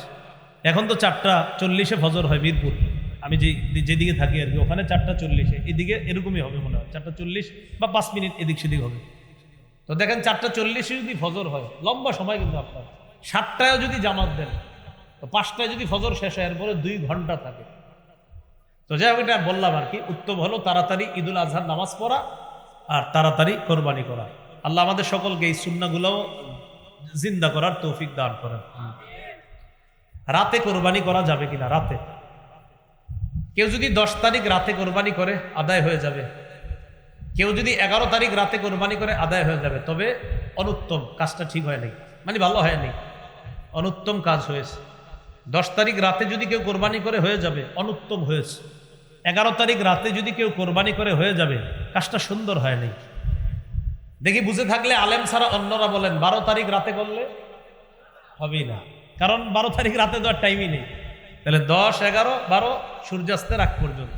তাহলে 10 তারিখ 11 তারিখ রাতে যদি কেউ করে হয়ে যাবে, কিন্তু আপনার কাজটা সুন্দর হয়নি। কোরবানির উদ্দেশ্যে ক্রয়কৃত পশু, এই পশু যদি সময়ের পর জবাই করে, এটা আমি আগে বলছি, একটা বলছিলাম ওই যে জবাই করতে পারে নাই, তো আগেও বলছিলাম সময়ের পর যদি জবাই করে তাহলে আপনার ওই গোস্তটা সৎকা করে দিতে হবে, এটা একটু আগে বলছিলাম। আল্লাহ আল্লাহ আমাদেরকে বোঝার তৌফিক দান করে।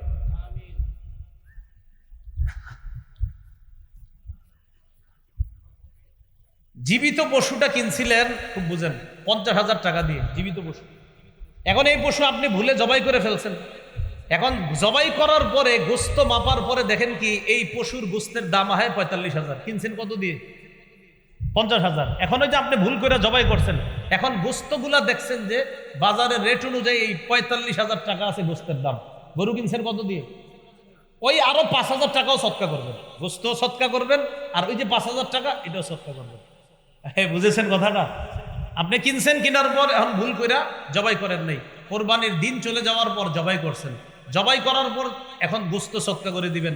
তো গোস্ত সৎকা করতে গিয়ে কি হয়েছে, আপনার গোস্তর গুলা দেখছেন যেই পরিমাণ গোস্ত, এই পরিমাণ গোস্তের মূল্য হয়েছে 45,000। আর গরু কিনছিলেন 50,000 টাকা দিয়ে, আরো 5,000 টাকা শর্ট, এই 5,000 টাকা সৎকা করে দিবেন, গোস্ত সৎকা, আরো 5,000 সৎকা করবেন। আপনি কেন করলেন না 10, 11, 12? এটা আপনার জন্য পানিশমেন্ট। হ্যাঁ, কোন কোন পশু দ্বারা কোরবানি করা যাবে? ওট, গরু, মহিষ, দুম্বা, ভেড়া ইত্যাদি, এগুলো দ্বারা কোরবানি করা যাবে। কোরবানি করার ক্ষেত্রে যেসব পশু কোরবানি করা যাবে সেক্ষেত্রে নর নারী হলে কি সমস্যা আছে? না, সমস্যা নেই। গরু, গাবি, ছাগল, ছাগি, কোনো সমস্যা নাই। নতুন 2-3 বছর ধরে একটা স্লোগান উঠছে যে খাসি দিয়ে কি কোরবানি হবে কিনা, এই জাতীয় আরো কিছু বিষয় উঠছে। বিষয়গুলো এমন না, নর নারী উভয়টা দিয়ে কোরবানি হবে। পশুর বয়স সীমা কত? ওট কমপক্ষে 5 বছর, গরু কমপক্ষে 2 বছর, ছাগল কমপক্ষে 1 বছর, ভেড়া দুম্বাও 1 বছর। মন দিয়ে শুনেন, ভেড়া দুম্বাও 1 বছর। বলেন, ভেড়া দুম্বাও, ছাগল। হ্যাঁ, ভেড়া দুম্বা 6-7 মাস হওয়ার পরে দেখতে যদি 1 বছরের মতো হৃষ্টপুষ্ট মনে হয়, হয়ে যাবে।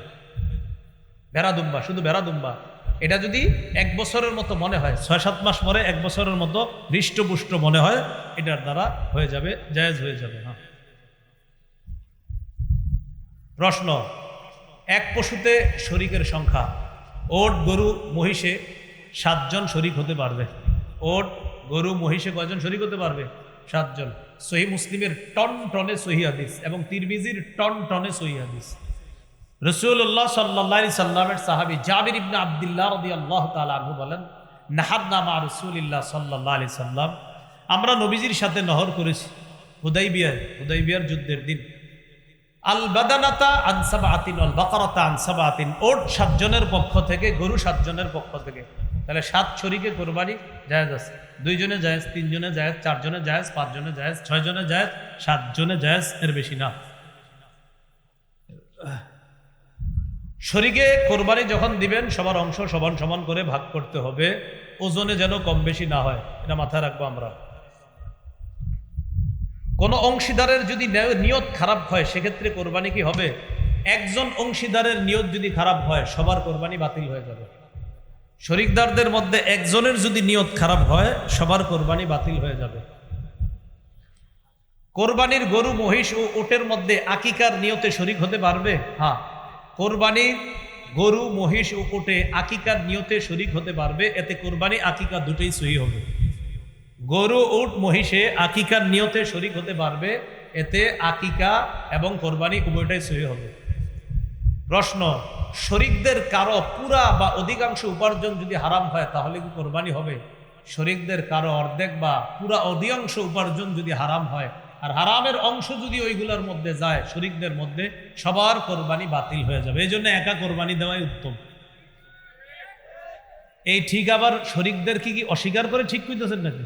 এই ঠিকের ভিতরে যেন কোনো ঝামেলা না থাকে, এটা মানে ঠিক এই নিয়তে বললেন যে হ্যাঁ ভালো কথা, কিন্তু ওই নিয়ত রাখেন না শরিকের কোরবানিও জায়েজ, এই আকীদাও ঠিক রাখতে হবে। আর আপনাদের ঠিকও কিন্তু বুঝি, অনেকের ঠিক মানে বুঝায় কি জানেন? উনি বুঝায় না এটাই সঠিক, বাকিগুলো সঠিক না, এই জাতীয় মানসিকতা থেকে বেরোয় আসেন না।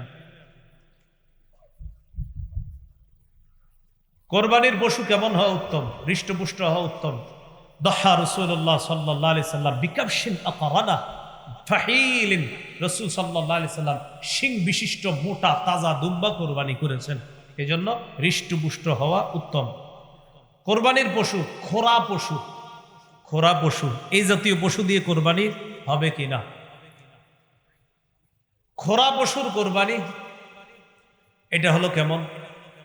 আলী রাদিয়াল্লাহু তাআলা রাসূল সাল্লাল্লাহু আলাইহি সাল্লামকে প্রশ্ন করছে, ফাল আরজা, হুজুর খোরা পশু যদি হয়, যে পশুর পায়ের সমস্যা, এই পশু দিয়ে কোরবানি হবে? নবী বলছেন, ইদা বালাগাতিল মানসিকা, সহিহ তিরমিজির বর্ণনা 1502, 1503, 1504 সবগুলো হাদিস এই ব্যাপারে আছে। নবীজি বলছেন, ইদা বালাগাতিল মানসিকা, পশু যদি কোরবানির জবাইয়ের স্থান পর্যন্ত হেঁটে যেতে পারে এই পশু দিয়ে কোরবানি হবে। এটা খোরা হওয়ার পরেও যদি কোরবানির জবাইয়ের স্থান পর্যন্ত হেঁটে যেতে পারে এই পশু দিয়ে কোরবানি হবে। বুঝে আসছে সবার? খোরা পশু, যেই পশু 3 পায়ে চলে, কয় পায়ে চলে? 3 পায়ে চলে, 1 পায়ে ভর দিয়েও চলতে পারে না, এই পশু দিয়ে কোরবানি করা হবে কিনা? না, হবে না। যেই পশু 3 পায়ে চলে, 1 পায়ে ভর দিয়েও চলতে পারে না, মোটামুটি ভাবেও চলতে পারে না, এই পশু দিয়ে কোরবানি হবে কিনা, না হবে না? শুকনা দুর্বল পশু যে জবাইয়ের স্থান পর্যন্ত হেঁটে যেতে পারে না, এমন পশুর দ্বারা কোরবানি হবে কিনা, না হবে না? হাদিসে আছে ওয়ালা বিল মারিয়াতি বাইয়িনুন মারাদুহা ওয়ালা বিল আজফা আল্লাতী লা ইউদহা বিল আরজা বাইয়িনুন যালউহা ওয়ালা বিল আওরা বাইয়িনুন আওরুহা। খোরা, চোখে সমস্যা, কানে সমস্যা, লেজে সমস্যা, এই জাতীয় পশু যদি অধিকাংশ বেশি সমস্যা হয়, এগুলো দিয়ে কোরবানি হবে না। দাঁত নেই এমন পশু দিয়ে কোরবানি হবে কিনা? যে পশুর একটাও দাঁত নাই অথবা বেশিরভাগ দাঁত পড়ে গেছে আর ঘাস চাবায়া খাইতে পারে না, এই পশু দিয়ে কোরবানি হবে না। আবার বলছি, দাঁত একেবারে নাই, আবার আছে কিন্তু এত পরিমাণ পড়ে গেছে, যেই পরিমাণ পড়ে যাওয়ার কারণে এখন আর ঘাস খাইতে পারে না, এই পশু দিয়ে কোরবানি হবে না। যে পশুর শিং ভেঙে বা ফেটে গেছে, কোরবানি হবে কিনা? আলী রাদিয়াল্লাহু তাআলা রাসূল সাল্লাল্লাহু আলাইহি সাল্লামকে প্রশ্ন করছে, ফামাকসুরাতুল করনি ইয়া রাসূলুল্লাহ, হুজুর শিং যদি ভেঙে যায় এই পশু দিয়ে কোরবানি হবে? নবী বলছেন লা বাসা বিহি, সমস্যা নাই, শিং যদি অর্ধেক ভাঙা যায় কোরবানি হয়ে যাবে। কি শিখলাম? অর্ধেক যদি আপনার মোটামুটি ভাঙা গেছে, একটু 2-3টা ফুটা পড়ছে, তত সমস্যা হয় নাই, তাহলে কোরবানি হয়ে যাবে। শিং যদি গোড়া থেকে ভেঙে যায়, যে মস্তিষ্ক, মজ্জা ইত্যাদি বের হয়ে যায়, দেখা যায়, এই পশু দিয়ে কোরবানি হবে না। শিং মাঝখান থেকে কিছুটা ভাঙছে অথবা সামান্য একটু ভেঙেছে কোথাও, এটা দ্বারা হয়ে যাবে। গোড়া থেকে যদি ভেঙে যায়, মস্তিষ্ক শুকায়া যায়, এই পশু দ্বারা কোরবানি হবে না।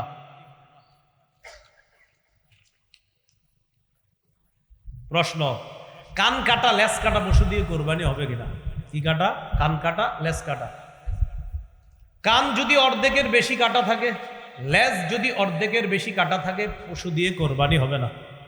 কান যদি অর্ধেকের বেশি কাটা থাকে, লেজ যদি অর্ধেকের বেশি কাটা থাকে, এমন পশু দিয়ে কোরবানি হবে না। তাহলে বিপরীতটা এবার সেখানেই আমরা, লেজ যদি অর্ধেকের বেশি ভালো থাকে, কান যদি অর্ধেকের বেশি ভালো থাকে, এই পশু দিয়ে কোরবানি হবে। অর্ধেকের বেশি কান ভালো, অর্ধেকের বেশি লেজ ভালো হবে। এবার আপনারা জবাব দেন, অর্ধেকের বেশি কানও ভালো না, অর্ধেকের বেশি লেজও ভালো না, কোরবানি হবে না।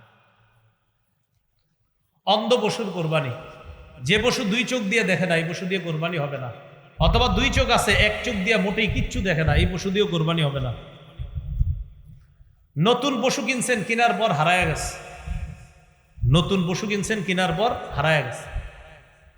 এই নতুন পশু কিনছে একজন ধনী মানুষ, আব্দুর রহমান ধনী মানুষ, আব্দুর রহিম গরিব মানুষ। আব্দুর রহমানও নতুন পশু কিনছে কোরবানি দেওয়ার জন্য, একটা ঠিক আছে, ওয়াজিব। আব্দুর রহিমের উপর ওয়াজিব ছিল না, এরপরেও কিনছে, এর উপরও ওয়াজিব। এখন হারায় গেছে পশু, আব্দুর রহমানেরটা হারাইছে, আব্দুর রহিমেরটা হারাইছে। আব্দুর রহিম আরেকটা কিনা জরুরি না, লা ইউকাল্লিফুল্লাহু নাফসান ইল্লা উসাহা, আল্লাহ সাধ্যের বাইরে চাপায়া দেয় না। তো আব্দুর রহমান কি করছে? আরেকটা কিনছে। কিনার পর আব্দুর রহমান আরেকটা কিনছে, ধনী মানুষ। গরিব আব্দুর রহিমও কি করছে? উনিও আরেকটা কিনছে, ওনার উপর আরেকটা কিনা জরুরি ছিল না, কিন্তু কিনছে। কিনার পর এখন হারিয়ে যাওয়া পশুটা আবার ফিরে আসছে। আব্দুর রহমান ধনী, তার পশু ফিরে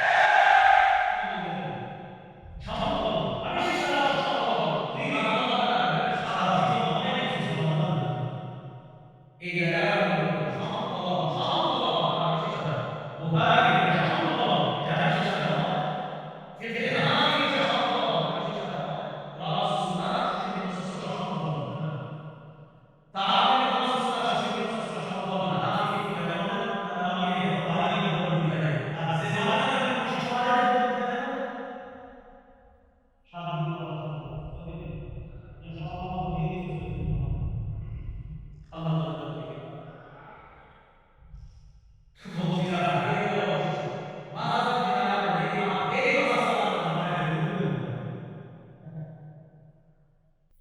প্রশ্ন গর্ভবতী পশু যেই পশু গর্ভবতী হয়ে গেছে পেটে বাচ্চা আছে এই পশু দিয়ে কোরবানি হবে কিনা হয়ে যাবে কোরবানি কোরবানি কি হবে হয়ে যাবে যদি সন্তান প্রসব আসন্ন হয় যে তাড়াতাড়ি এই কি 2 দিনের মধ্যে হইতে পারে প্রসব আর কোরবানিও সময় ঘনিয়ে গেছে এক্ষেত্রে এই পশু দিয়ে কোরবানি করা মাকরুহ অন্য আরেকটা পশু দিয়ে কোরবানি করেন এটা দিয়ে না করা ভালো এটা দিয়ে না করা ভালো হ্যাঁ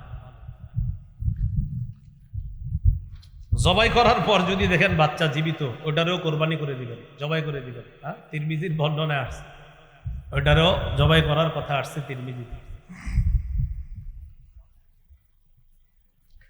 কোরবানির নিয়তে ভালো পশু কিনছেন কেনার পর এমন দোষ দেখা গেছে যে দোষগুলো এতক্ষণ বলছি কানা অন্ধ লুলা যেই দোষের কারণে কোরবানি হয় না কেনার পরে দোষগুলো ধরা পড়ছে এখন কি করবেন তো কি করবেন কোরবানি হবে না এটা দিয়ে আরেকটা কিনবেন কেনার পর দোষ ধরা পড়ছে এটা দিয়ে কোরবানি হবে না আরেকটি পশু ক্রয় করতে হবে পশুর বয়সের ব্যাপারে ক্রেতাগণের অভ্যাস হলো ও বলবে আপনাকে এটার বয়স 25 মাস এটা 26 মাসে গরু তা আপনি বলবেন ভাই সত্যি করে বলেন 2 বছর কিন্তু হইতে হবে গরু হুজুর বিশ্বাস করেন 14 গোষ্ঠীর কসম 25 মাস কথার কথা এখন আপনি যদি কিনে আনেন আনার পর আপনি তাকে বিশ্বাস করে কিনে আনে এটা যদি কোরবানি করেন কোরবানি হয়ে যাবে তার কথা বিশ্বাস করে এটা কোরবানি করলে কোরবানি হয়ে যাবে এই জন্য ক্রেতা ভাই যারা আছে আমরা মিথ্যা কথা না বলি বয়সের ক্ষেত্রে পশুর বন্ধা পশু এটা দিয়ে কোরবানি হবে কিনা বন্ধা পশু হ্যাঁ বন্ধা পশু দিয়েও কোরবানি হয়ে যাবে কোরবানির পশু জবাই করা উত্তম কে যার পশু সে জবাই করা উত্তম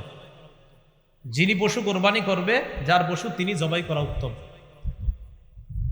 জবাইয়ে একাধিক ব্যক্তি যদি শরীক হয় সেক্ষেত্রে বিসমিল্লাহ কি উভয় বলতে হবে জি দুইজনেই বিসমিল্লাহ বলতে হবে বিসমিল্লাহি আল্লাহু আকবার উভয় বলতে হবে প্রিয় কসাই সাহেব যারা থাকবে এদেরকে বলবেন এরা পরে ছুরি নিয়ে আবার চালায় মালিক যারা থাকবেন বলবেন এই বিসমিল্লাহ আল্লাহু আকবার বলো এটা বলাবেন অনেক সময় দেখবেন বলে না কোরবানির পশুর খাল চামড়া ইত্যাদি ছিলানো শুরু করা কখন উত্তম পশু পুরোপুরি নিস্তেজ হওয়ার পরে এই পশুর খাল চামড়া ইত্যাদি এটা করা উত্তম অনেক ক্ষেত্রে দেখা যায় এখনো নিস্তেজ হয় না বাস শুরু করে দিছে অলরেডি শুরু করে দিছে এটা নিস্তেজ হবে হ্যাঁ নিস্তেজ হওয়ার আগেও যদি কেউ করে মাকরুহ হয়ে যাবে নাজায়েজের কিছু না মাকরুহ হবে কিন্তু নিস্তেজ হওয়া পর্যন্ত অপেক্ষা প্রিয় ভাইয়ারা আমার কথা হলো যেহেতু আল্লাহরে খুশি করার জন্য কোরবানি করব এই আমলে কোনো মাকরু কাজও আমরা করব না ইনশাআল্লাহ আল্লাহরে খুশি করব কেন আমি জেনে শুনে মাকরু করবো এজন্য কসাইকে বলবো ভাই একটু পরে শুরু করেন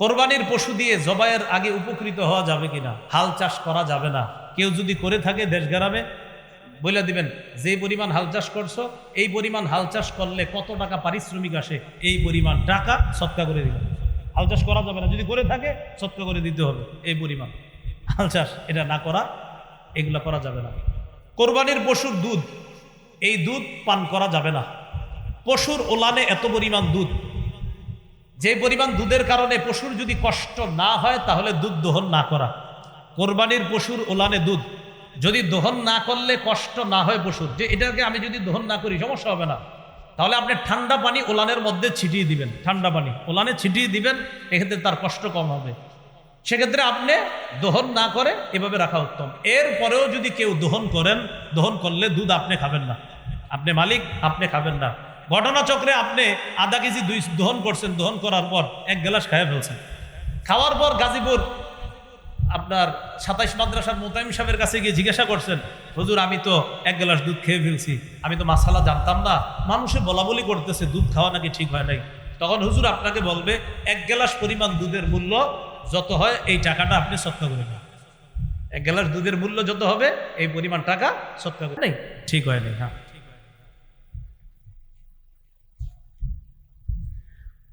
শরিক কয়েকজন মিলে কোরবানি করলে কোনো শরিকের যদি মৃত্যু হয় সেক্ষেত্রে কি করণীয়? মন দিয়ে বুঝেন। 3 জন কোরবানি করবে, 50 50 50, কত হলো? 1.5 লাখ। একজন শরিক মারা গেছে, তাহলে কয় হাজারওয়ালা শরিক মারা গেছে? 50,000। ওয়ারিশরা যদি বলে কোনো সমস্যা নেই কোরবানি করেন, ওয়ারিশরা যদি বলে সমস্যা নেই কোরবানি করেন, তো করে ফেলবে, সমস্যা নেই।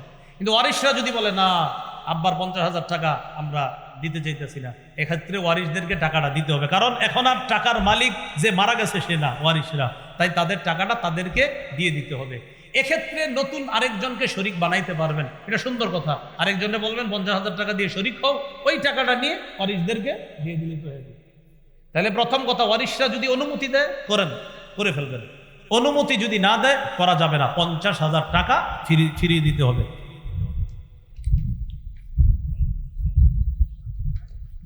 ধনী মানুষ একা পশু ক্রয় করলে পরবর্তীতে অন্য কাউকে শরিক করতে পারবে কিনা? একজন ধনী মানুষ 1 লক্ষ টাকা দিয়ে একটা পশু ক্রয় করছে, পরবর্তীতে চিন্তা করলো আমি আরেকজন একটু শরিক করি, 10, 20,000, 30 বা যেরকম বারে শরিক করি, করা যাবে কিনা? যাবে। যেই পরিমাণ টাকা দিয়ে শরিক করবেন ওই পরিমাণ টাকা আপনি না খায়া দান করে দিন। হ্যাঁ, বাকি খাইতে পারবেন, পারা যাবে, কারণ 1 লক্ষ টাকা দিয়ে কিনছে, তো একজনে শরিক করছে, যেই পরিমাণ টাকায় শরিক করছেন ওই টাকাটা আপনি নিতে পারবেন, সমস্যা নাই। তো ফুকাহায়ে কেরাম বলে এটা আপনি না নিয়ে এটা দান করে দেন, দান করে দেওয়া ভালো, বাকি নিতে পারবেন। মৃত ব্যক্তির পক্ষ থেকে কোরবানি করা জায়েজ আছে কিনা? জায়েজ আছে। কোরবানির গোশত 3 দিনের বেশি জমিয়ে রাখা যাবে কিনা? জায়েজ আছে। 3 দিনের বেশি জমিয়ে রাখা জায়েজ আছে। কোরবানির পশুর গোশত 3 দিনের বেশি জমিয়ে রাখা জায়েজ আছে।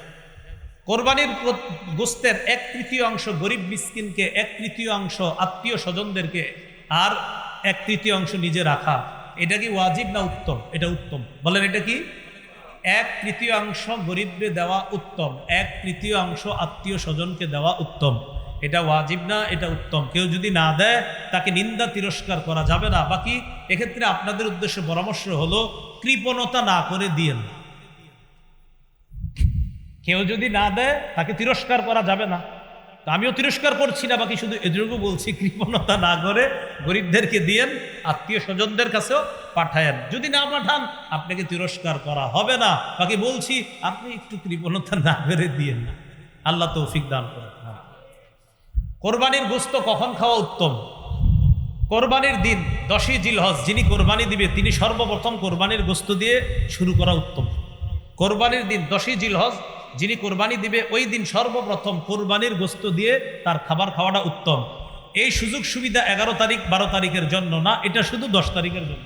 আবার বলছি, কোরবানি তো 11 তারিখেও হয়, 12 তারিখেও হয়।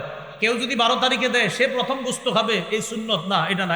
এই সুন্নত শুধু 10 তারিখের। 10 তারিখে প্রথম যে কোরবানি করবে সে প্রথম গোশত খাবে, এটা হলো 10 তারিখের সুন্নত, 11 বা 12 তারিখের সুন্নত নয়।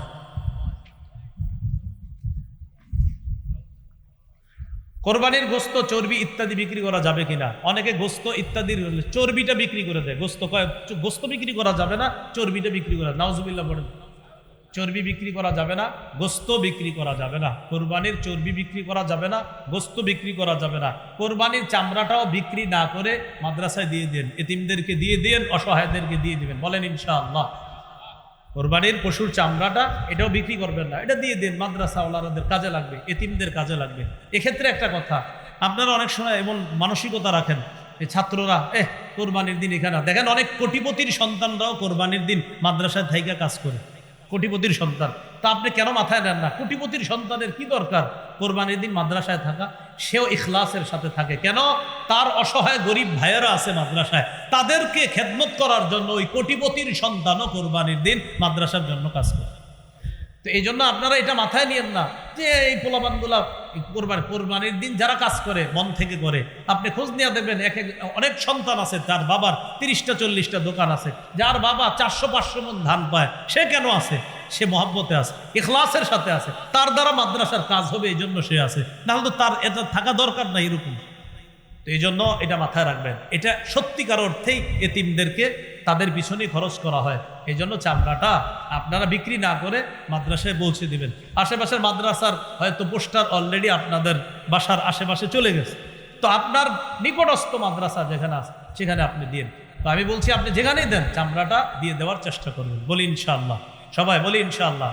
কোরবানি যারা পশুটা আপনার কিনে, এরা সব ঠিক করে, খালি চামড়ার ক্ষেত্রে গিয়ে এমন করে, ভাই 1.5-2 লাখ টাকা দিয়ে পশুটা কিনলেন, শেষে কেন এমন করেন? চামড়ার ব্যাপারে এই আপনার সামান্য একটা অংশে গিয়ে এমন এমন আপনার আচরণ করেন যে আচরণগুলো আসলে ইসলাম সম্মত আচরণ না, এগুলো আমরা করব না। আল্লাহ তৌফিক দান করেন। কোরবানির পশু যিনি জবাই করবে তাকে জবাইয়ের পারিশ্রমিক দিবেন কিনা? দিবেনই। জবাইয়ের পারিশ্রমিক দিবেন, আপনি জবাইয়ের পারিশ্রমিকটা দিবেন। আমার বয়ান শুনে অনেকে হয়তো কমেন্ট করতে পারে যে হ্যাঁ মনে হয় এর জন্য কইছে। আমি আমার জিন্দিগিতে 2টা পশু করে করছি, মাত্র জবাই করছি, জিন্দিগিতে 2টা পশু। তার মানে আমি আমার জন্য বলছি না, এটা অধিকার, এটা সঠিক কথা, তাই বলছি। কোরবানির পশু যিনি জবাই করবে তাকে পারিশ্রমিক দিবেন, এটা হাতের কষ্ট, এটা জবাই করা অনেক কষ্টের ব্যাপার। এই জন্য যারা জবাই করবে তাদেরকে দিবেন। আর জবাই করার পরে আপনার একদম ছোট্ট একটা নোট ওঠে, ছোট্ট 1.5-2 লাখ টাকার গরু আপনার কোনো মতে হুজুর জবাই করছে যিনি কষ্ট করে, আরে আস্তে একটা নতুন 200। এটা তো আপনার শরম করা উচিত ভাই, সত্যি বলছি। হ্যাঁ, আপনার শরম লজ্জা থাকা উচিত, এটা শরম লজ্জা থাকা উচিত। এটা আমি ওই যুগের কথা বলছি যে যুগে আমার বেতন ছিল 5,000 টাকা। ওই যুগে আমরা যে কোরবানি দিছি, ওই কোরবানি যিনি দিয়েছেন প্রায় 10 বছর 8 বছর আগের কথা, তাদেরকেও আপনার ওই 100-200 দিনই।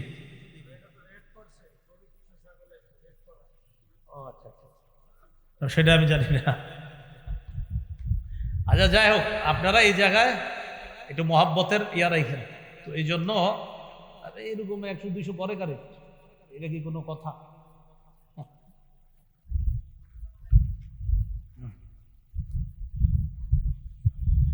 এক পশু অন্য পশুর সামনে জবাই করা এটা ঠিক না। এক পশু অন্য পশুর সামনে জবাই করা ঠিক না। আচ্ছা ভাই, এই আগের কথা নিয়ে আপনারা কেউ বিভ্রান্তিতে যাবেন না। আপনাদের এলাকার যে নিয়ম, ওই নিয়মে আলেমদের সাথে পরামর্শ করে করবেন, তো ঝগড়ার নিকটবর্তী যেন কেউ না হয়। যে উনি কি বলে গেল, আমি আমারটা বলে গেছি, আপনি কি এই জন্য বলে গেছি দিকে আপনি ঝগড়া করবেন এলাকায়? আর ঝগড়া করেন না, আমি সঠিক কথা বললাম, আপনি একটু ভাববেন। 1.5-2 লাখ টাকার একটা পশু একজন জবাই করতেছে, হাতের কামাই, হাতের কষ্ট করে, সেক্ষেত্রে আসলে আপনার কি করা উচিত এটা আপনি নিজেই চিন্তা ভাবনা করবেন। কোরবানির গোশত বিধর্মীদেরকে দেওয়া যাবে কিনা? যেমন হিন্দু, অন্যান্য ধর্মাবলম্বী যারা আছে, হ্যাঁ তাদেরকে দেওয়া যাবে, এটা ইসলামের সৌন্দর্য। সুবহানাল্লাহ। বিধর্মী, অন্যান্য ধর্মাবলম্বী যারা আছে অসহায়, তাদেরকে অবশ্যই দেওয়া যাবে, কোনো সমস্যা নেই। অন্যের উপর ওয়াজিব কোরবানি যদি অন্য কেউ দিতে চায়, 2 ভাই, বড় ভাইয়ের উপর কোরবানি ওয়াজিব, ছোট ভাই পণ্ডিত করে নামাজের পরপর গিয়া গরু জবাই করে ফেলছে। বড় ভাই করে, তুই কি করলি কাজটা, আমি এখন আইসা সারতে পারলাম না, তুই জবাই করে ফেললি কেন? ভাইজান আপনার অনুমতি নাই। বেটা আমার পশুটা একটু আমার দেখতে মন চাইছে না, না সাবধান, অনুমতি ছাড়া যদি করে ফেলেন আর তার যদি সত্যি মন থেকে সায় না থাকে, কোরবানি হবে না, কোরবানি হবে না। যার উপর ওয়াজিব তার যদি মন থেকে সায় না থাকে, তার যদি অনুমতি না থাকে, কোরবানি হবে না। তো এই বিষয়টা একটু সতর্ক থাকা। এদের নামাজ পড়ে আইসাই গরুটা ফালাই দিয়েই জবাই করে ফেললেন, যিনি মালিক তার অনুমতি আছে কিনা বিষয়টা মাথায় রাখা। কিভাবে কোরবানি করা একটু আমার সাথে বলেন। একজনের পক্ষ থেকে বলেন, 2 জনের পক্ষ থেকে, 3 জনের পক্ষ থেকে, আব্দুর রহমানের পক্ষ থেকে, আব্দুর রহিমের পক্ষ থেকে, জামিলা খাতুনের পক্ষ থেকে, আয়েশা খাদিজার পক্ষ থেকে, আল্লাহর নামে জবাই করলাম। কার নামে জবাই? কার পক্ষ থেকে? বান্দার। বলেন কার নামে জবাই? আল্লাহর। বলেন কার নামে জবাই? কার পক্ষ থেকে? বান্দার। বলেন কার নামে জবাই? কার পক্ষ থেকে? এই কথাটা মাথায় রাখবেন। আমরা ইনশাল্লাহ এই বিষয়টা গুরুত্ব সহকারে মাথায় নিব। কোরবানি দাতার জন্য নিজের কোরবানির গোশত খাওয়া কি মুস্তাহাব? কোরবানি দাতার জন্য নিজের গোশত খাওয়া, অনেকের গরুর গোশত সমস্যা আছে, খায়েন কোরবানির গোশত একটু হইলেও খায়েন, এটা মুস্তাহাব, এই আমলটা করা চাই, এটা সমস্যা নেই, করা যাবে। হাজি সাহেব যারা আছে আপনাদের আত্মীয় স্বজন, তাদের কি মাসালা? এই বিষয়টা ওলামা হজরত হয়তো আলোচনা করে থাকে, এই বিষয়টা একটু গুরুত্বপূর্ণ বিষয়। ওখানে যেটাতে একটা দমের শরিক, আপনার ওখানে দমের শুকর, ওখানে যেটা করে এটা দমের শুকর। হাজি সাহেব যদি মুসাফির না হয়, যিনি হজ করতে গেছে উনি যদি মুসাফির না হয়, ওনার উপর কোরবানি ওয়াজিব। উনি সেটা কি সৌদি আরব দিবে না বাংলাদেশে দিবে, এটা তিনি জানেন। মুসাফির যদি হয় তো ওনার উপর কোরবানি ওয়াজিব না। মাথায় রাখবেন, হাজী সাহেব ওখানে যেটা করতেছে এটা দমে শুকর, ওটা করা লাগবে, এটা হজের অংশ। ওখানে যেটা জবাই করে এটা হজের অংশ। এবার আসেন কোরবানির বিষয় কি? কোরবানির বিষয় হলো হাজী সাহেব যদি মুসাফির না হয় তার উপর কোরবানি ওয়াজিব। সেটা সৌদি আরব যদি দিতে চায় তিনি দিতে পারবে, বাংলাদেশে দিতে চাইলে দিতে পারবে। আর যদি তিনি মুসাফির হয় তাহলে তার উপর কোরবানি ওয়াজিব না। এজন্য মুআল্লিম যারা থাকে তারা জানে আমার হাজিরা কি মুসাফির না মুকিম, ওরা ভালো বলতে পারবে। যদি হাজিরা মুকিম হয় তো কিন্তু কোরবানি লাগবে।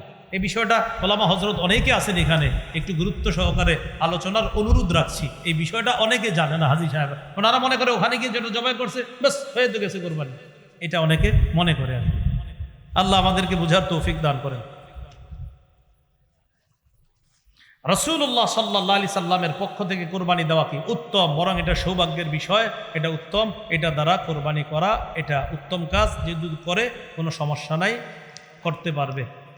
কোরবানির চামড়া কোরবানি দাতা নিজেও ব্যবহার করতে পারবে, তবে অন্য কেউ যদি ব্যবহার আপনার অন্য কারো কাছে দিয়ে দেয় সেটা উত্তম। যেটা বললাম ওই যে চামড়াটা আপনি দিয়ে দিবেন, কোনো এতিম অসহায় তাদেরকে দিয়ে দিবেন। কোরবানির গোশত বিক্রি করা যাবে কিনা? যিনি কোরবানি দিবে তিনি বিক্রি করাতে পারবেন না। এতিম অসহায় দরিদ্র যারা আছে তারা আপনার, তো এটা হলো যারা এতিম অসহায় আছে আপনার, তাদেরকে দেওয়ার পরে তারা যদি বিক্রি করে সেটা ভিন্ন কথা।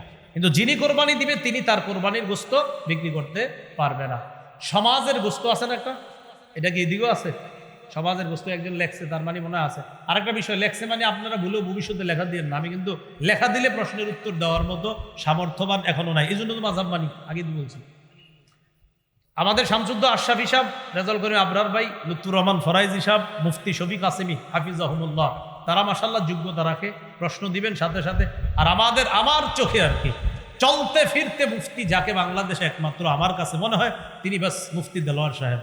হজরতরে যেখানে যা জিজ্ঞাসা করবেন আল্লাহ পাক জানে। আমি চিন্তা করি এই মনে হয় হুজুর মনে হয় এটা দিবে না, না সাথে সাথে আস্তে আস্তে একের পর এক বলতেছে অবাক হয়ে তাকায় থাকার মতো ফতুয়া স্বামী উনি কমে পড়ছে, সব সুন্দরভাবে বলতেছে এটা অমুক জায়গায় আছে, এটা অমুক জায়গায় আছে, বলে দিচ্ছে হুজুর একদম অদ্বিতীয়। আমি নাউজুবিল্লাহ অন্যদেরকে ছোট করছি না, মানে আমার কাছে হুজুরের অদ্বিতীয় মনে হয়, বিশেষ করে সরাসরি প্রশ্নের উত্তরের ক্ষেত্রে।